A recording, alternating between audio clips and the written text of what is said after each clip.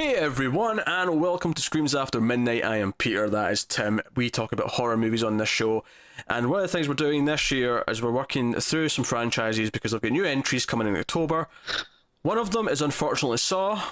Jigsaw's out in next month, so we've been working our way through. We're almost at the finish line. This is going to be Saw 6, which came out in 2009, I want to say. Let me just double check that. 2009. I think that's right. Yeah, because the seventh and quote-unquote final movie in the franchise, the final chapter, came out in 2010.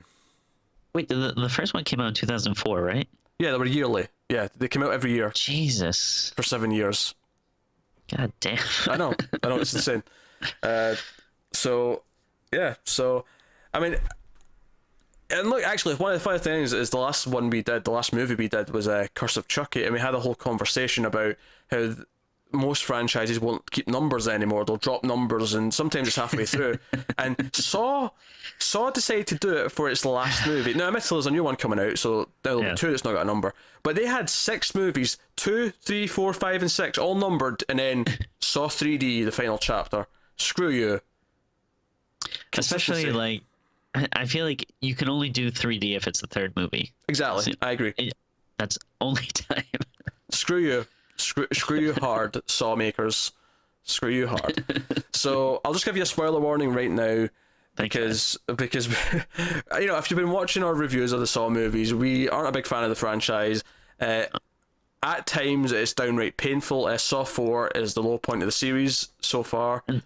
I think not big fans is being generous. I would say at this point we're enemies of it. That's also true. That's also fair. So Saw 6. Once again, we start off with a random game. This one's more random than usual because it never really comes back into it. I mean, they question the survivor, but other than that, it never because at least in the previous movies, the random like jigsaw game that happens at the start became relevant later on in some way. Like, you know, someone who was connected to the main game was involved in it or something like that. Yeah. But we have that. Then we have the customary, here's a recap of what happened at the end of the last one, because you've forgotten already, of course. So we have that. And then the main gist of this one is that we have a health insurance CEO who, of course, has been like screwing people over their healthcare, you know, finding loopholes in their claims so that they don't have to pay them. Finally, Saw is tackling the world of American healthcare, the hot button issue. Hey, given that he was dying of cancer, I'm surprised it took this long to get to this topic. I'm really surprised. But of course, this gives us a new excuse to have a whole new set of flashbacks with Tobin Bell, who's, of course, his character's been dead now for like 3 movies, but we still have to see Jigsaw. And it just gets more convoluted. There's more flashbacks with him and Amanda, who is back in the flashbacks, along with Hoffman. And we see Hoffman and Amanda interacting, which we hadn't seen before. They'd kind of all been around. For the most part, there was a little bit of interaction, but we actually have them arguing with each other in this movie, which is its own bag of fish, worms, whatever. pick your metaphor, or your saying. Shit. Bag of shit's good too. So the movie basically breaks into 3 things. You have the investigation, which is the FBI higher up guy from the last movie teaming up with the dumbass FBI agent from Saw 4. Remember the one that, you know, the chick who leaned into the trap? Remember she heard the mechanical things moving behind the doll, and even though she knows Jigsaw is this serial killer who's been working with traps and mechanical devices, she leans into it to see what's happening. She's alive, she's back. And in this movie she basically does nothing and then shoots a fellow FBI officer like 5 times. Instead of stopping and realizing that she's being used as a human shield, she just shoots her repeatedly and empties a clip until she dies. Sure. Repeated, Why not? Repeated stab wounds. So you've got those investigating. They're kind of playing along with Hoffman, and there's a bit of tension because there's kind of like getting to evidence that will actually, you know, put Hoffman in the suspect seat, and Hoffman is like worried about it. So there's a bit. There's supposed to be tension there. So that's the thing that's happening. You then have the main game, which is this insurance guy going through this series of things. It's kind of like Saw 3, where it's one guy going through a series of like rooms, and it's different people who has to either save or kill, depending on his choices. It's kind of that same trope again. And then on top of that, you have the flashbacks. which by the way seemed to happen like every time there was a flashback and it was like from the insurance guy's point of view, he would like stop and like think, and then it would go to the flashback, and then it would come back, and then he'd be like, I remember that. And then he shakes his head and then it goes on. Even though he's on like a 60-minute counter until like his loved ones die, he's told that he's got 60 minutes to get to the end of this, and he still stops and has a flashback. Oh boy. So that's your main gist, and it gets really convoluted. The amount of retconning in this movie to make it feel like they're constantly like, you know, pulling the rug out and like, Amanda was actually dating the junkie that slammed the door on Jigsaw's baby, and she was Which, there. like, we had to see that scene again, of course. We've seen that like 5 times now between the last 3 movies. And she's in the next room as that happened. She was there all along. Oh my god. And she was being blackmailed by Hoffman to not interfere and go shoot the woman from the 3rd movie. This is getting really hard to talk about. There's so many things from multiple movies going on. I mean, I legit like cannot keep this storyline straight. Like, if I gave even an iota of like care for this series, I'm sure that I would be loving how deep the mythology goes. But I hate it so It's much. So convoluted. I think the capper for me and just how much I don't care about all this bullshit is one of the flashbacks after Jigsaw's been talking to Amanda and Hoffman, who have been having a bit of a pissing contest. Yeah. His wife shows up, and do you remember in the last movie they set up that whole thing with the box that he left her in his will, and they teased it and they never did anything with it. It's all for this movie. All of that comes up in this one, and he gives her a key in this flashback, and as he gives her the key, the theme comes. It's like dun dun dun dun dun dun dun dun dun dun dun dun, right? And as he's giving her the key and the music's playing, it cuts to like her opening the box, and she pulls out the key to open the box and unlock it. It's like, this is not that big a reveal. She just happened to have that key. There was no mystery as to where that key came from. All we would have jumped to is he gave her a key at some point. We get a flashback of him giving her a key. Oh my god, I'm completely floored. Oh, it's doing so many crazy things I couldn't have predicted. Oh my. Don't get me wrong, I'm being especially vindictive now because I've had to watch 6 of these bastard things. I don't think this is the worst one. Saw 4 is still worse in my opinion, but still. Yeah, I mean, Jesus Christ, is like... Tim, stay awake. God damn it, I know this is hard. I know it's hard, but stay awake. I can't. Once you start talking about Hoffman and Amanda and Jill and stuff, I just glaze over. Hey, and I never told you the wife's name, because before we started this, we always do this thing where I'll say a couple of I'll remind him of the character names, and I'm like Hoffman, and he's like, that's all we need. What's the insurance guy? Oh, he's William, right? That's all we need. Yeah, those are the only people I'm gonna. But you remember Jill? You remember Jill in your own? I just want to point that out. Yeah, and I watched this on so I watched this on Thursday, I think, and we're recording it Sunday, and I barely remember anything. So there is. Sorry. Let me refresh your memory then, Tim. Okay, I remember the opening scene, like you said. It's the 2 people. Yeah. Basically trying to see who can cut crap off themselves. It's faster. A girl. It's a girl. It's a woman and a man. And apparently they're both. They work at banks. They like give out loans, but they knowingly give out loans that they'll never be able to pay back, so they can repossess things. Like, so that's why he's going after them. And he's like, okay, so both of you are going to have to cut off flesh and put it in the scale, and whoever's cut off more gets to live at the end. And my first problem with this isn't the whole thing is that they both have a chance to survive. By giving them a game where one of them has to lose, isn't that just that officially makes you a serial killer? Yeah, I would say so. Yeah, I mean, don't get me wrong. Jigsaw himself and Hoffman have both crossed this line multiple times at this point. I'm just another example. Throw it on the table. Right? And I thought, man, this isn't fair to her. This is a fat guy. He's got tons of this extra shit he doesn't need on his belly. Because they even make a joke out of it. She lifts up her shirt and she's like, oh no, I'm so slim and sexy. What are we going to do? And she has to cut off her arm. But which I would argue, though, if I was given the choices, I'd probably want to do that. Because like, I can't imagine having to cut into like my belly and just rip like strips of flesh on. Yeah, because you might accidentally get some organs. Yeah. you don't know what you're going to get, yeah. Chopping your arm off, hey, it sucks too, but it's fast, easy. You But, get by the way, this is a 60-second time limit on this. This was the longest 60 seconds I think I've ever had in a movie. This was like 3 minutes to 60 seconds.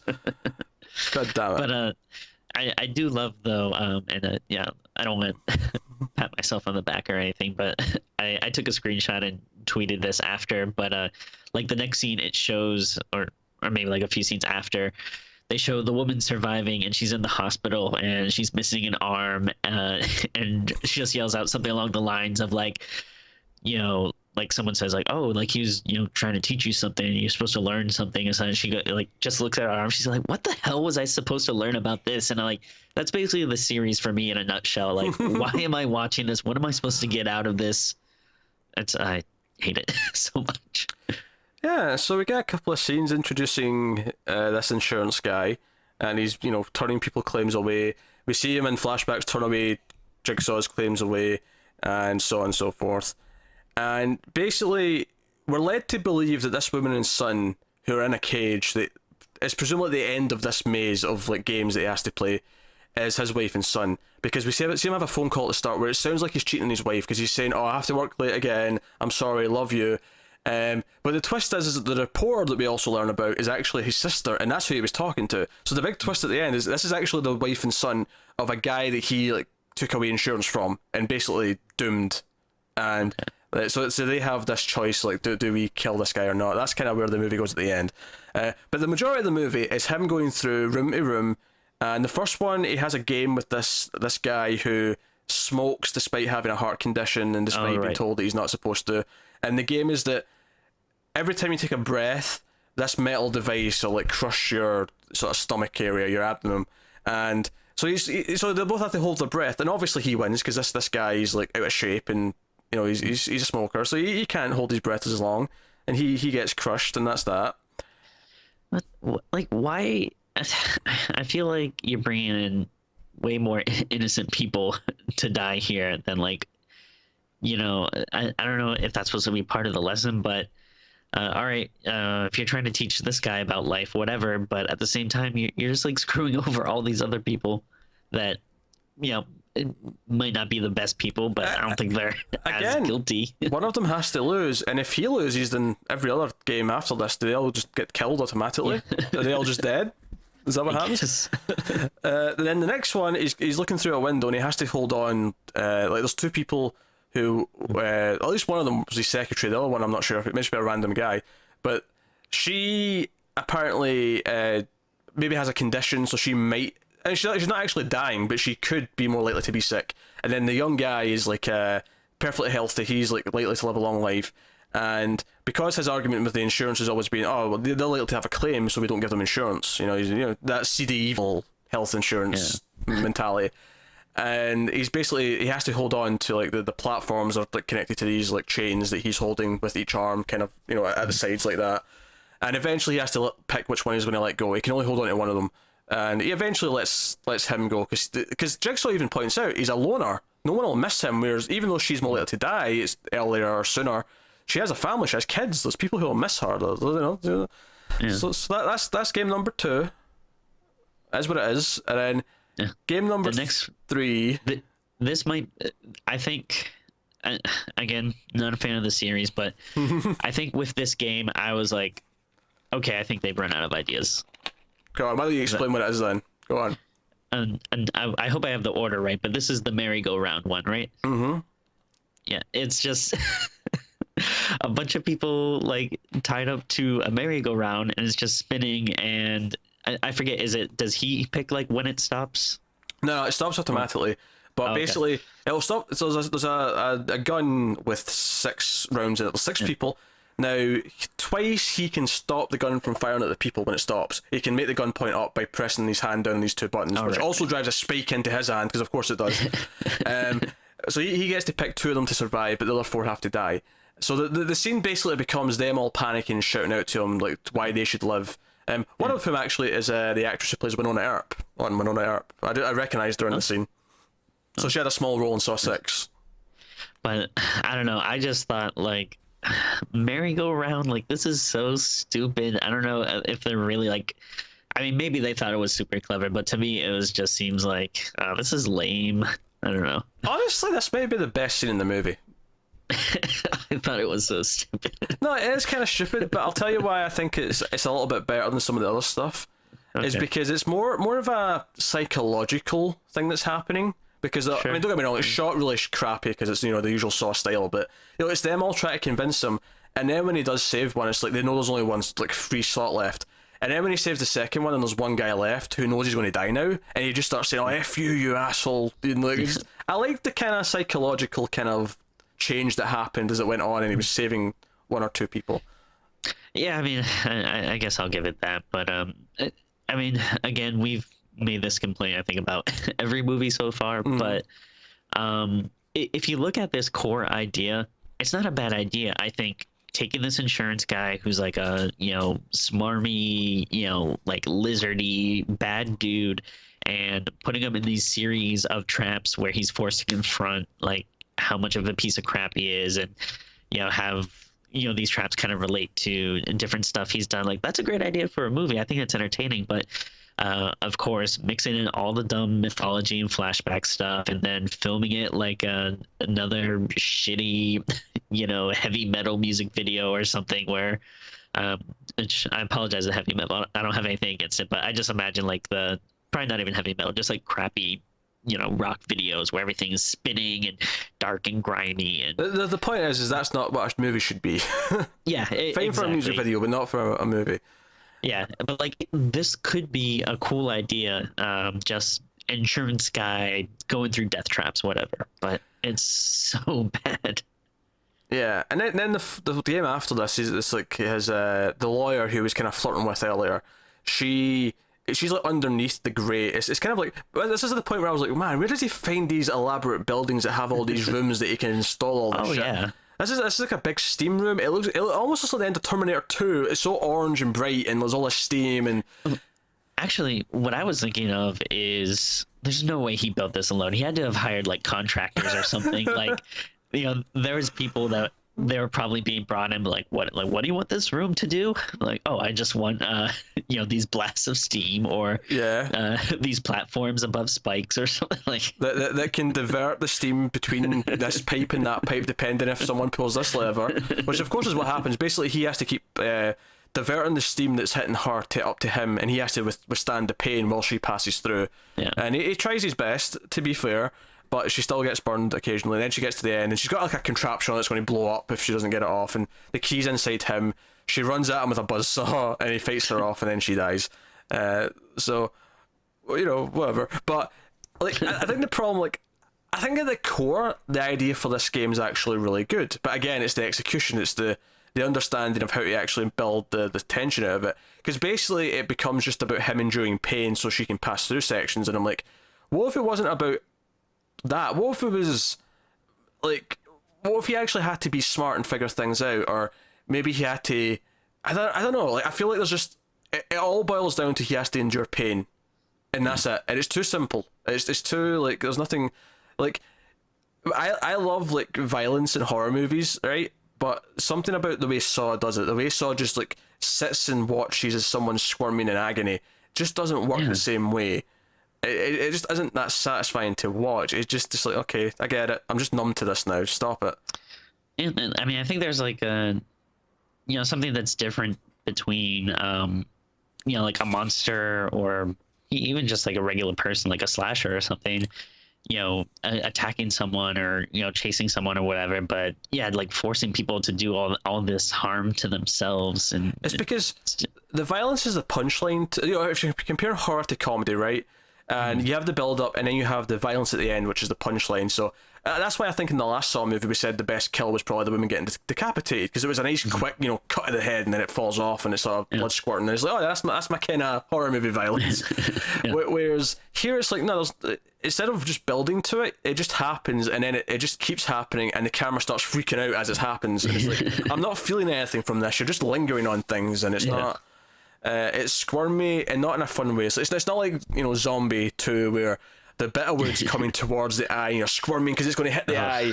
But this would be the equivalent if it's just already in the eye, but you're just sort of like wiggling it around for like Yeah, 5 minutes. That's basically what the equivalent is, and so it gets to the end, and the mother and son have the choice. The mother can't kill him, but the son does, and it injects him. This big like sheet of metal comes down with all these needles in it, and it injects him with this acid. And then the bottom, it basically melts from the inside out, and the bottom half of his body just falls. And it's this moment as his sister's screaming her head off. And that's the main game. That's everything that happens in that. It is what it is. Flashbacks. We mentioned most of the main bits. I think the only other thing that's worth bringing up, honestly, is that at the end, the final person in the box that's meant to get a test is Hoffman himself, and it's the wife Jill who, puts it's actually the same trap that Amanda had in the first movie. The idea is that he has to go through the same thing, except she never gives him a way to actually get out of it. I mean, he actually does survive. Like the end of the movie is him finding a way to not get killed. He goes up, and I'll give him some credit. This is a smart move because he gets out of his chair, he breaks his hand to get out of the bindings. He goes up to the metal bars at the window, and he puts his head into it so that when the trap tries to open, it hits the bars, and he can get off that way. But if you remember in the first movie, Amanda's whole thing was that she had to go inside this body to get a key to let herself out. There was no rules to his game. She didn't play him a tape. She didn't tell him where a key would be. Well, I mean, it's her first time. Maybe there's going to be a couple of bumps. So, it just, there was no game. It was just, no, this is how you die. This is the murder. That's all it was. But he gets out of it and half of his mouth's ripped off. So, hey, I guess he's going to be pissed in the next one. Yeah, probably. I never saw the 7th one. I'm actually morbidly curious as to what the end game is of the series. Obviously, it's coming back, but this was the ending for a while. Yeah, I don't remember if I saw it or not. Like, these movies bleed together so much. I don't, like... I mean, other than, the most recent one we watched, like, I, can't really barely differentiate each one. Yeah. And the FBI thing just kind of like they basically say, oh, we've got the tape from that first murder that he did before the one that he did just to copy Jigsaw, and then Jigsaw found him, the guy who murdered his sister. They get a tape from that. Oh, we can clean this up and hear the actual voice behind it. So he's in the room with them as they're clearing it up, and eventually like, he's killing time until it gets to, and you hear his voice clearly, and he immediately stabs the head FBI guy, throws hot coffee over to the female agent, who the one who again, the idiot who stepped into the trap in part 4. She ends up shooting like the woman who was doing the actual computer stuff. She was actually the one clearing it up. He grabs her as a shield, and then Agent Perez just shoots her like 6 times. She just like, stop! You're just hitting her. Why do you keep shooting? Stop it! You're the worst at this. You got yourself brutally injured in number 4, and now you've just killed another agent. Now, admittedly, he's going to kill her anyway, but still, you madness. And then he brings in a severed hand of the agent that he framed, and he puts his fingerprints everywhere, and then he sets the place on fire, and that's when he goes back to the game and gets his head trap on. Dear God. That's all that. But Joe, at this point, I was really thinking as this scene was playing out, and as he was leaving, I'm like, this is referencing so many scenes that it keeps, because we joked at the start of the movie that it had the sort of the obligatory recap of how the last one ended. This movie, I feel like, kept doing these little flashbacks of showing you previous movies just to remind you why this thing was important or who this character was. It kept doing it so much so that at this point in the movie, I was like, this feels more like a TV show at this point. Like it doesn't feel like its own story. It feels like it's just continuing what's already, like, in a really weird way, where it just feels like all these plot threads are just dangling, and there's still some dangling. I mean, honestly, I feel like that's kind of what it wants to be. Like, I don't know. I don't really watch these kind of shows, but I imagine like something like CSI or whatever. No. Like, CSI isn't CSI. They forget every episode before the episode they're on ever existed. Every episode's like a standalone story. Yeah, that's a procedural.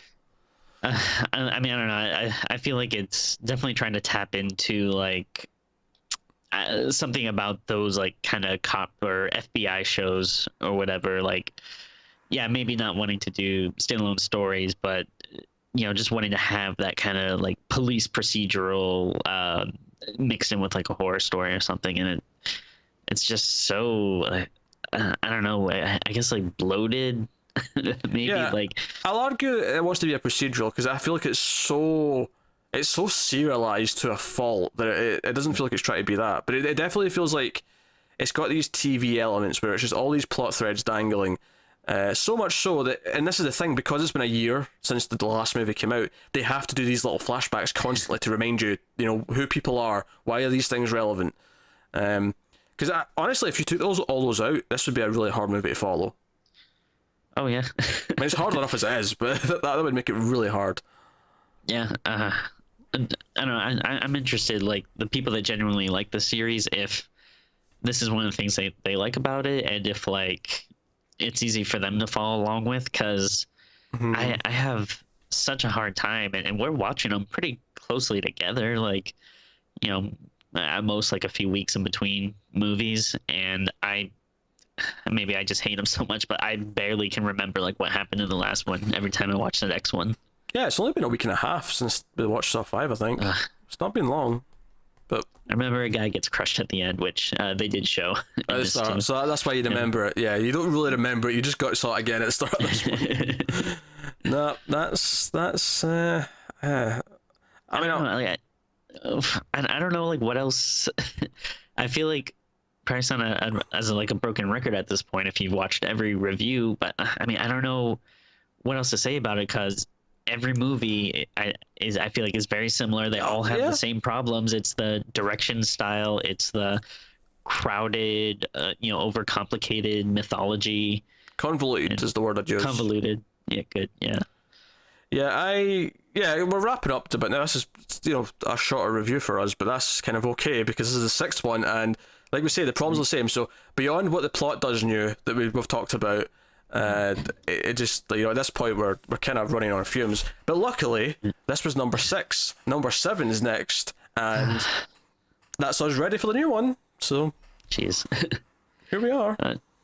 Hopefully, I'm not sure what the new one's gonna do, but I don't know. I wouldn't say I'm excited for it, but maybe I'm a little interested because I'm hoping for maybe something different. It's been more time. Maybe they're getting away from the mythology. Like, if it is something like we want to do, like we just want to see straight up death traps. I saw the trailer again, and at the very least, it doesn't have the same shitty visual style. Like, it looks like it actually has color in it. Yeah. So, at the very least, does that. I don't know if that'll amount to much, but we'll see. there you go. But that's us. So let's get to ratings. I'm ready to wrap this up, Tim. Let's make this a quick one. So, what are you rating Saw 6 out of 10? I'm gonna give it 2.5. Not even gonna think about it. I'm not gonna.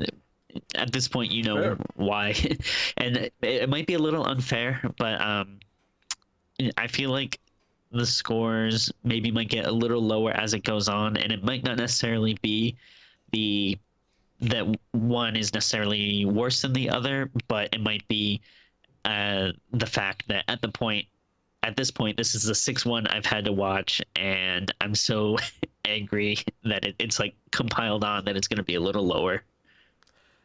I'm going to go slightly higher, but don't get too worried. It's a 3 out of 10. It's really weird justifying the difference between a 2.5 and a 3, but it's better than 4. I'd probably say it's better than 3. But it's worse than 5 and 2 and 1. And, I never liked them that much to begin with, but that's just kind of where I'm falling on it. So I'm just kind of placing it where it should be in the scale. Like I said, there's some conceptual ideas behind some of it that's okay, but that's about it. If we have to rank them after we watch all of them, it's literally just gonna be like, all right, I think number 1 is the best. I don't think there's any argument about that, and then the rest it's gonna be like throwing darts at a dartboard for me. Fair enough. But there you go. So that's Saw 6. So all that's left to do is to ask you to like, subscribe, and comment what you thought of the movie in the comments below. Tell you about stuff that's coming in October. We're doing the Octoberthon, which is a lot of movies over the month in terms of reviews. We're doing at least 4 a week. And then at the first week in November, we'll be taking a week off before we come back, just to refresh and recharge our batteries after a month of like excessive reviews. Because the normal is 2 a week, just to compare it. We're doing double for October at least. We might do even more than that if we're feeling especially excited. There's also something cool starting in October, which we've not announced yet, but we're teasing it. Yeah, I was just gonna say, and aside from the movies, that's gonna be on top of a couple of bonus stuff that we might be throwing out there. And that is true. We have something else planned for October. That's a good point. In fact, I could probably just announce what that is, honestly. I mean, I don't see any reason to hide it. Me and Tim will be doing a top 100 horror movies. Each, basically, it'll be split into 4. We'll do it in chunks of 25. It'll be very quick paced. There won't be a whole lot of discussion in them. But we're currently working on our top 100 lists each right now. So you can look forward to that. That'll be the last one will be on Halloween itself. So they'll be like weekly leading up to Halloween. So you can look forward to that. That's another thing that's happening. Yeah, let's celebrate October because it's the Octoberthon and everything else is happening. So you can look forward to that. But yeah, if you want to let us know stuff or get in touch, at mailed_fuzz on Twitter. You can support the channel over at patreon.com/mailfuzztv and get some bonuses and stuff, including voting. There's 2 Patreon votes for October. There's also a public vote. You can find a link for that one in the comments below. The other 2 are like the monthly vote usually is. It's for $5 patrons and up over on Patreon. But otherwise, that is us. So, once again, thank you for watching. Thank you for paying attention. Thank you for bearing with us through all these Saw movies. Hopefully, this was different enough that it was still mildly entertaining. Who knows? But that is us. So thank you once again for watching. Keep watching scary movies. We'll see you next time.